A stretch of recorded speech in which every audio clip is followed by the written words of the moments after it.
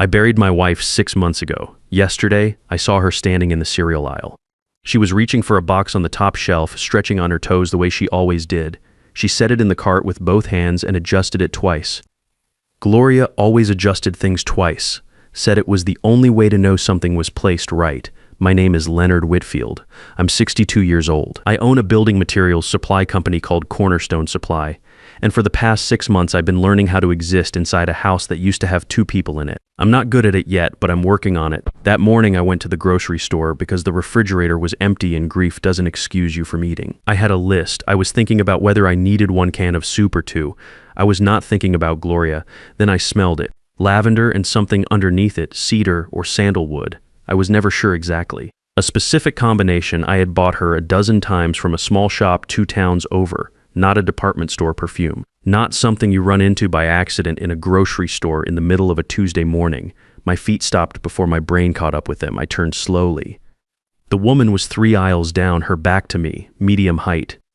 Silver hair cut just below her ears the way Gloria had worn hers for the last 10 years. She reached up again, put the box back, grabbed a different one, same indecision, same small pause before making a decision that didn't matter. I told myself I was losing it. 6 months of sleeping on one side of a bed will do that to a person. Grief makes you see things. I had read that somewhere, probably in one of the pamphlets the funeral home left on the table when I wasn't looking. Then she tucked her hair behind her left ear, and I saw the scar. Small, crescent-shaped, just behind her left ear, right where the hairline starts. She got it 35 years ago when a pot of boiling water slipped off the stove in our first kitchen. 3 stitches. I drove her to the urgent care clinic on Route 9 because we didn't have a regular doctor yet. I held her hand while a nurse cleaned the wound and a young doctor closed it up with stitches that he seemed too young to be trusted with. I teased her about it for years. She hated that I could always find it when she wore her hair up. Twins don't share scars. My cart rolled into the shelf beside me and made a loud enough noise that 2 people looked over. She didn't. I stood there with my hands on the cart handle and watched this woman, my dead wife, compare the nutrition labels on 2 boxes of granola like she had nowhere in the world to be. I didn't say her name. Something told me not to. Something quiet and cold that had moved into the back of my mind in the last 30 seconds told me to be still and watch, and not make a single sound. I watched her walk to the end of the aisle. I watched her stop at the yogurt section and pick up 3 containers, read the dates on the bottom, put one back. I watched her place her items on the conveyor belt at the checkout. She paid with cash, folded the bills back into her wallet the same way she always did, tucked it into her purse, and walked out through the automatic doors. I did not follow her inside the parking lot. I found a window near the front of the store and watched her load her bags into a dark blue sedan I had never seen before. I memorized the license plate. I stood at that window until she pulled out of the lot and turned left onto the main road. Then I walked to my truck, sat down in the driver's seat, and did not start the engine for a long time. I have made a lot of decisions in my life under pressure. Running Cornerstone Supply for 27 years means you learn how to stay calm when things go wrong, when a shipment doesn't arrive, when a contract falls through, when an employee makes a mistake that costs you money. You learn to think before you react. You learn that the first move is rarely the right one.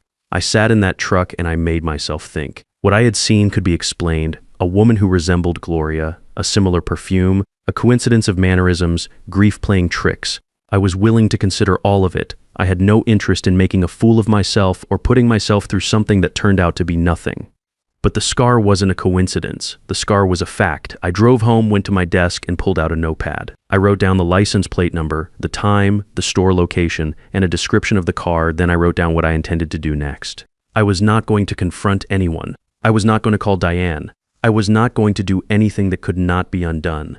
I was going to find out what was real. The following morning, I was parked 2 blocks from the grocery store at 7:45 a.m. I had a coffee in the cup holder and a notepad on the passenger seat. I felt like an idiot. I also felt like I had no choice. She arrived at 8:20, same car. She went inside and came out 25 minutes later with 2 bags. I followed her. I stayed 4 or 5 car lengths back, far enough not to be noticed, close enough not to lose her.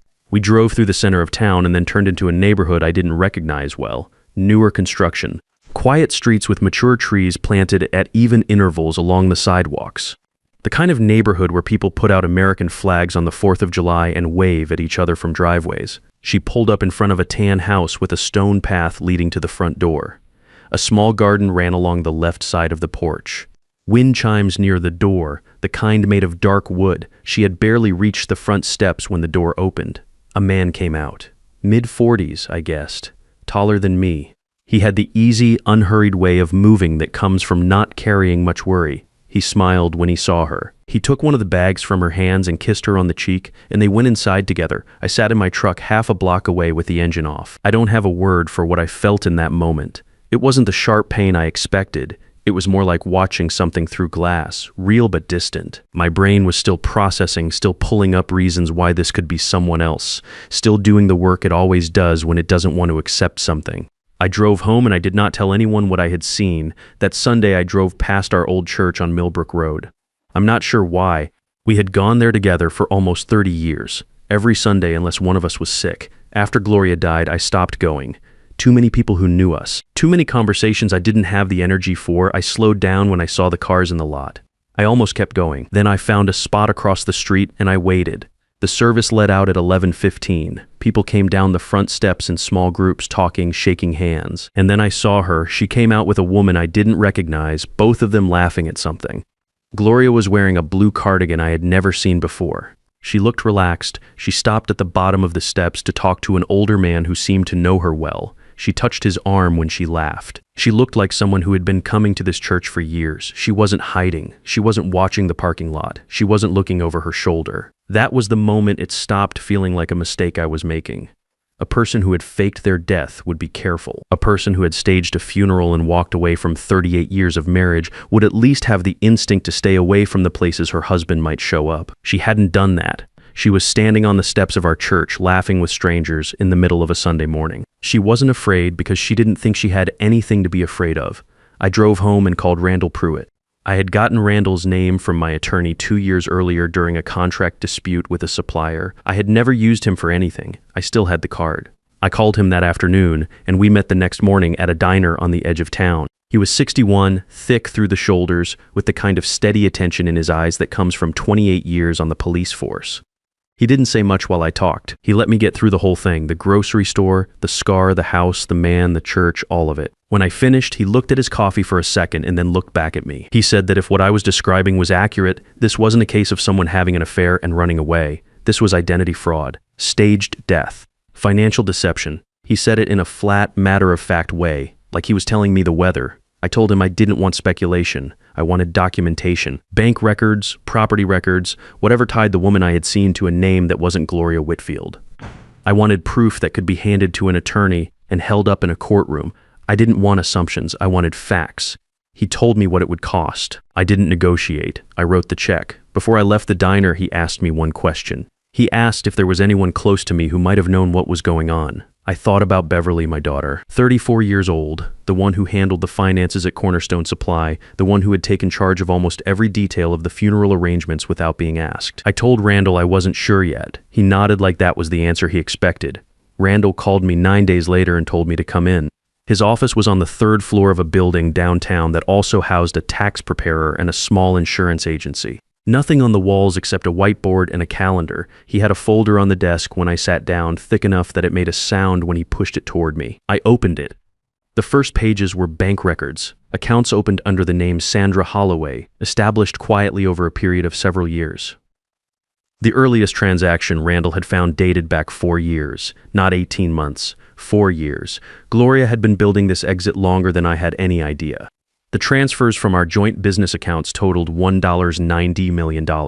She had moved the money in increments, never more than $40,000 at a time, spread across 18 months before the accident. The amounts were large enough to matter and small enough not to trigger the kind of automatic flags that catch people who don't know what they're doing. Gloria had known what she was doing.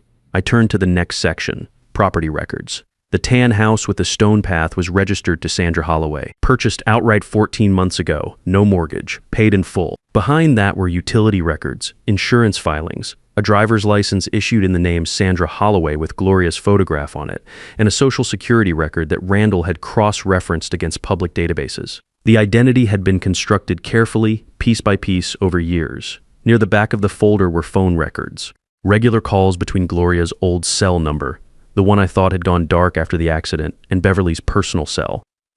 Not just before the accident, after.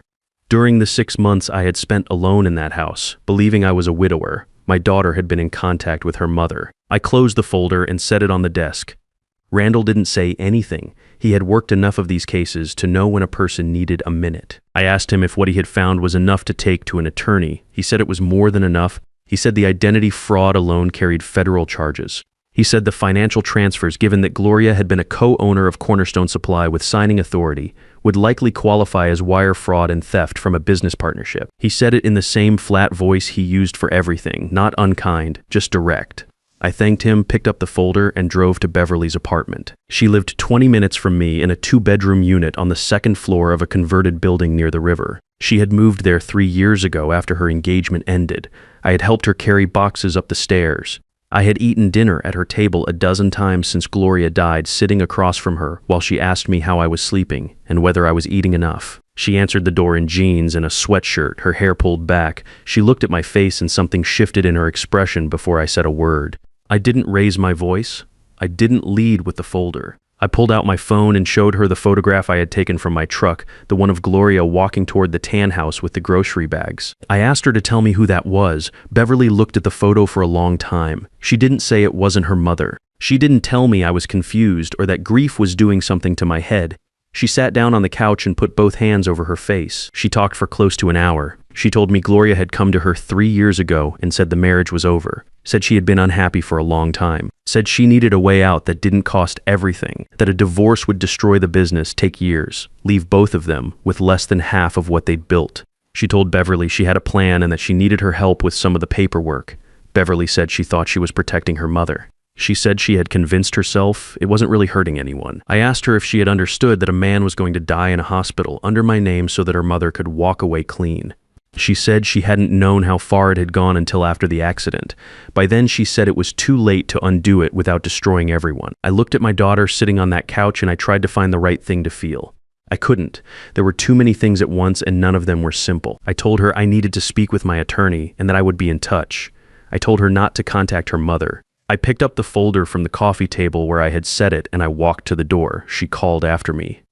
She said she was sorry, that she had told herself so many times that she was going to tell me and that she never did.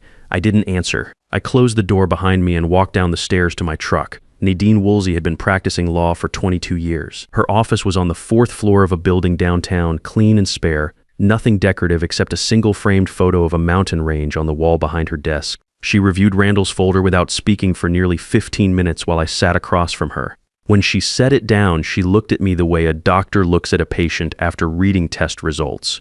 She said what I was describing was a criminal conspiracy. The identity fraud was federal. The financial transfers, given that Gloria had been a co-owner of Cornerstone Supply with full signing authority, met the threshold for wire fraud and business asset theft. The staged death, involving a third party dying under my wife's identity, added a layer that she said she hadn't seen more than twice in her career. I asked her what she needed from me to move forward. She said documentation was strong, but that a direct confirmation from someone inside the conspiracy would make the case airtight. She said Beverly's testimony would be significant. She also said there was another angle worth considering. Cornerstone Supply's complete financial records, the internal ledgers showing exactly how the transfers had been structured and authorized, were stored at the main warehouse. Beverly had access, more than access. As the financial manager, she had signing authority and would be the natural point of contact for any outside party requesting a records review. Nadine suggested a straightforward approach. She would present herself to Beverly as a potential investor conducting due diligence on a possible acquisition of a share of Cornerstone Supply. A routine records request, nothing unusual for a business of that size. Beverly had no reason to expect anything. She would compile the financial history, sign the verification forms as the authorized representative of the company, and hand over everything a prosecutor would need to trace every dollar Gloria had moved.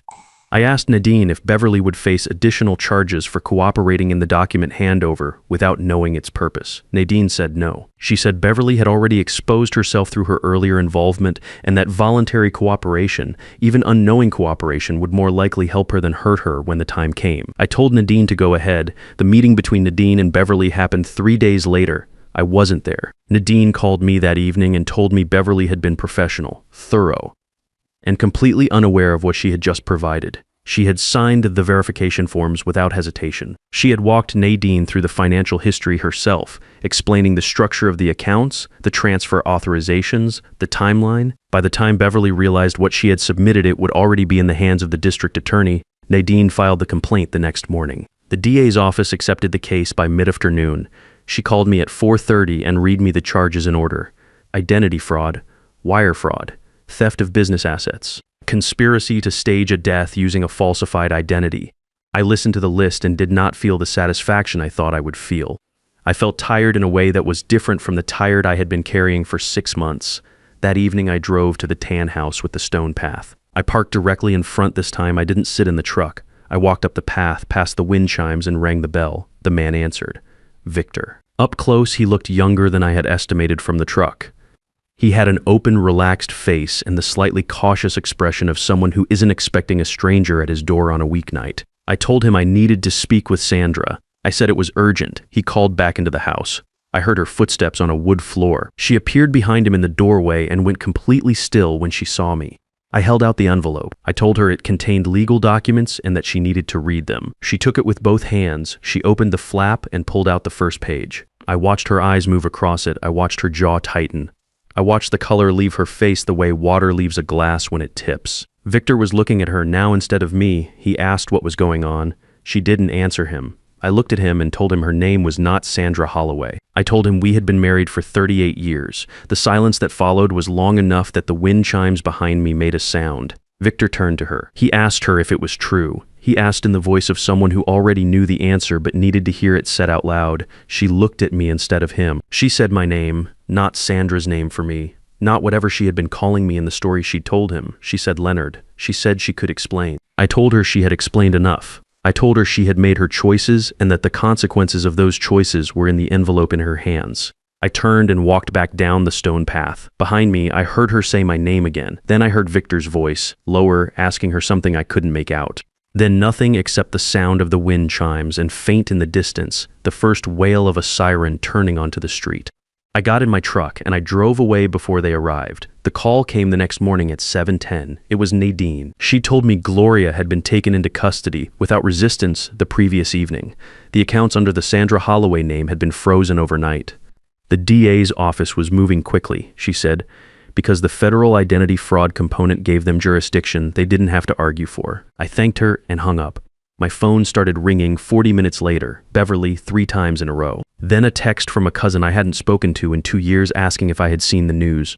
I set the phone face down on the kitchen table and made a second cup of coffee. I had known this moment was coming for 2 weeks. I had prepared for it the way I prepare for most things, by thinking through what needed to be done and then doing it without a lot of ceremony. But sitting in that kitchen with the phone buzzing against the table, I noticed something I hadn't expected. I didn't feel relieved. I didn't feel the release I thought 6 months of grief and 2 weeks of quiet investigation had earned me. What I felt was a specific kind of stillness, the way a room feels after a long argument finally ends and both people have left. The legal process moved steadily over the following weeks. The $1.9 million in transferred assets was flagged for recovery and redistribution by the court. Cornerstone Supply's financial records, the same ones Beverly had handed over to Nadine, formed the backbone of the prosecution's case. Gloria's attorney entered a not guilty plea, but Nadine told me the evidence was extensive enough that a trial would most likely end the same way regardless. Beverly accepted a cooperation agreement in exchange for her full testimony and the documentation she had provided. The DA agreed to reduce her charges. She was sentenced to 3 years of supervised probation, a fine, and mandatory cooperation with the ongoing financial investigation, no prison time. I had told Nadine I wasn't looking to put my daughter in a cell. I was looking for the truth to be on record and for the people who had buried it to be accountable for doing so. Beverly called me the week after her sentencing. I let it ring twice before I answered. She said she was sorry. She said it the way people say things when they have run out of other words, not as an excuse, just as a fact. I believed her. Believing her didn't change what had happened, but it mattered in a different way. It meant she understood the cost. I told her I loved her. I told her that hadn't changed. I also told her that love and consequence were 2 separate things and that she was going to have to carry both of them for a while. She said she understood. For once she didn't try to fill the silence after I finished talking. We stayed on the line for a few seconds without speaking and then said goodbye. I did not go to Gloria's trial. I had made that decision early and I didn't revisit it. There was nothing she could say in a courtroom that would rewrite what I already knew. I didn't need to watch it happen. I needed it to happen, and it did. The house felt different after all of it settled. Not lighter exactly, but more honest. Like the walls had stopped pretending. I repainted the back porch that spring, a color I had picked myself without asking anyone's opinion. I started going to an early service on Sunday mornings at a church across town, one where nobody knew me yet. I had coffee with 2 old friends I had let drift during the years when the business and the marriage had taken up all the available space. Cornerstone Supply kept running. Some days I thought about what it would look like to sell it and start something smaller. Other days I thought I'd run it until I couldn't anymore. I hadn't decided. That felt fine. Not every question needs an answer by a specific date. I still drove past that grocery store sometimes, not to remember it, just because it was on the way. The cereal aisle was an aisle. The parking lot was a parking lot. The thing that happened there was the beginning of something I had to walk all the way through, and I had walked through it. That was enough. I'm not telling this story because I want anyone to feel sorry for me. I made it through. A lot of men I know would have made different choices at different points along the way. Louder choices, harder ones. I don't judge that. Everyone finds out what they're made of in their own way. What I know is this. The morning I stood in that store and smelled that perfume and saw that scar, something in me said, pay attention. Not the grief, not the wishful thinking. Something steadier than that. Something that had been keeping score even when I wasn't. If you're reading this and something in your gut has been trying to get your attention, don't talk yourself out of it. Get the facts. Do it quietly. Do it right. You don't have to blow anything up. You just have to stop looking away. That's where it starts.